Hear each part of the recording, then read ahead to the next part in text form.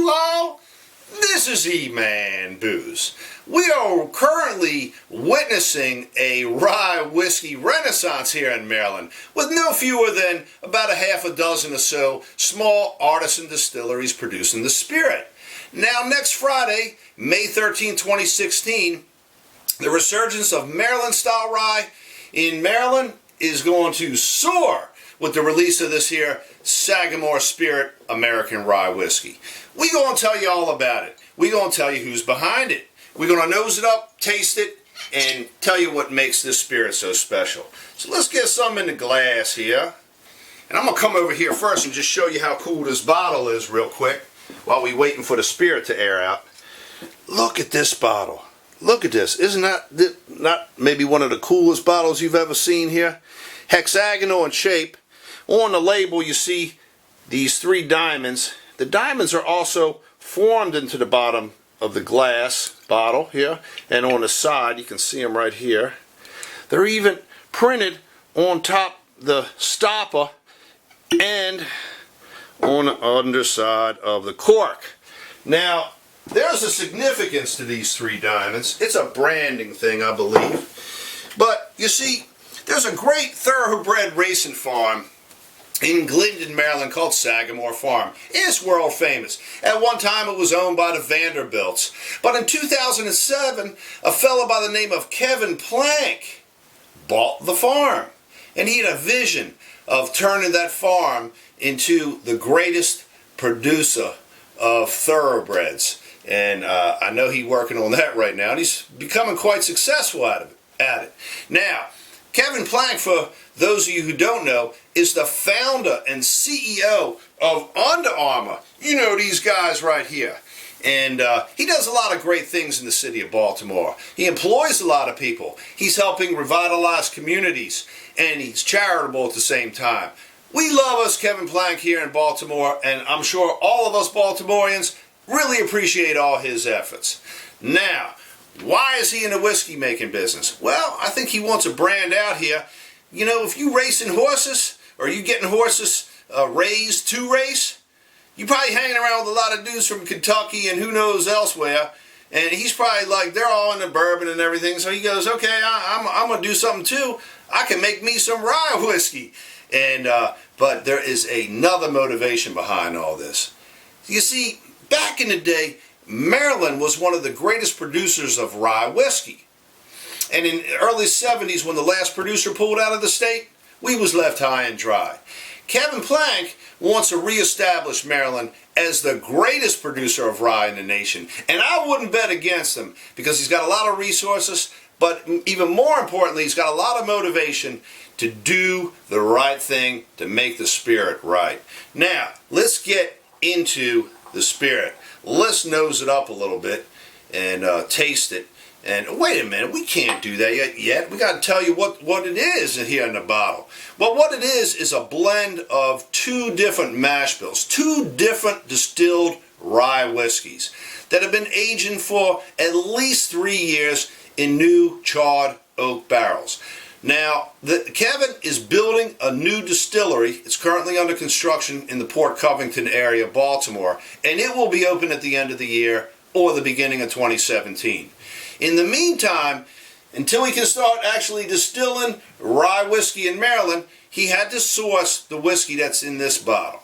Now, the whiskey comes from a very reputable manufacturer or producer in Indiana, and they made 2 separate rye whiskeys with 2 different mash bills, one with a very high rye content and one with a lower rye content. And then they shipped these barrels to the bottling facility for Sagamore, and Sagamore cracked them open, of course, but the way they proofed them down was very ingenious. You see, back to the Sagamore Farm again, there's an old spring house that was constructed circa 1909 or so, and they do say 1909 on the glass here. It's etched into the glass.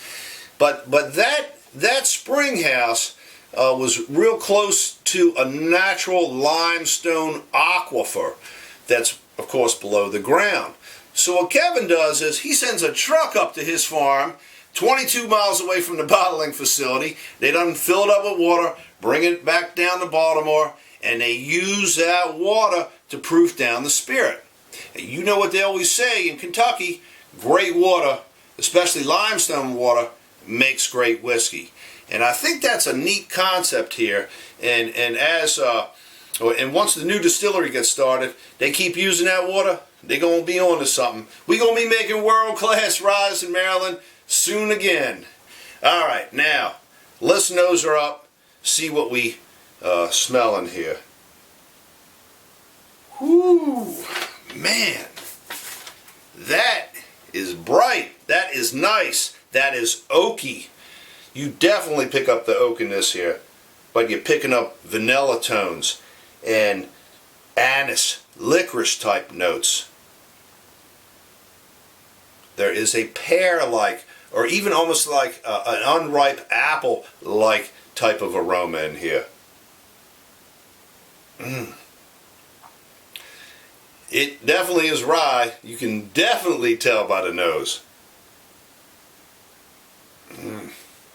Liking it already. Now I'll tell you one thing it really reminds me of though, is caraway seeds. Now I know there ain't no caraway in here, and you know what caraway seeds are. They're them little seeds in rye bread.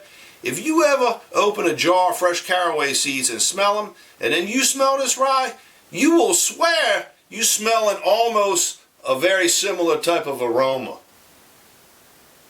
I love it. It's bright. It's bright. I'm not picking up much citrus or anything in here, but I'm picking up a lot of neat spice tones. Let's get her up on the palate.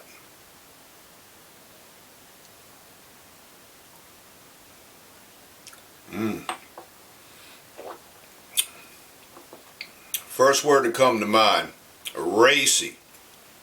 Racy like a super fast 3-year-old thoroughbred.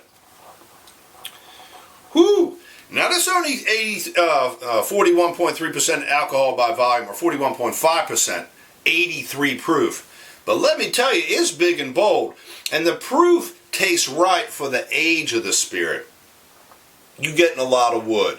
If you like oak, you will love this spirit. It is spicy too. It's got a lot of almost like cinnamon, nutmeg, even a phenolic quality like clove that I pick up from it here. You get some white pepper. It is spicy.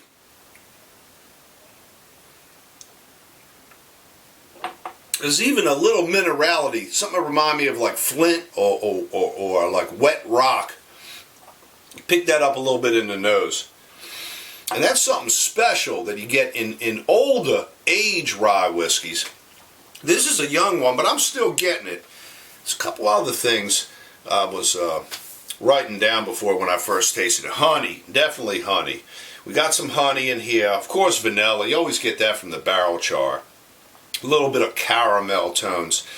But there is another slight herbaceous note in here. Something remind me of thyme, like the herb thyme.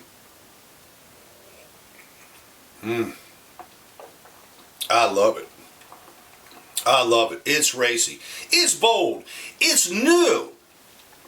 It is more on the Maryland style of rye. You can pick up a lot of corn notes on the spirit here.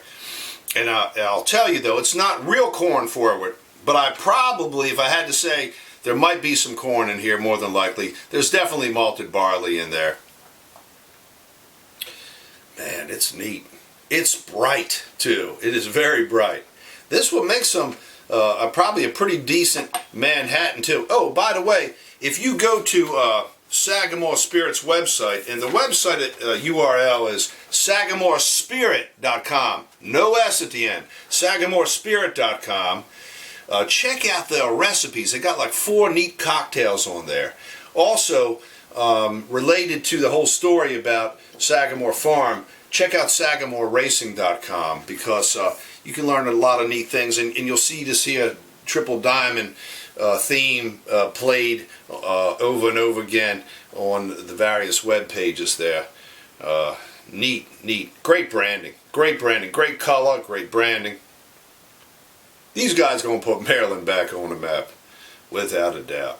Now this is young whiskey. It's definitely a young whiskey, and we know it's going to be getting better as time goes by. But it's a great start, and Maryland's on its way back to rye. What should we call it? Rye dominance. Yeah, I like that. Dominance. All right, I'm E-Man Booze. Check me out on YouTube, Facebook, Twitter, Instagram, and a new website coming soon. Bye, you all.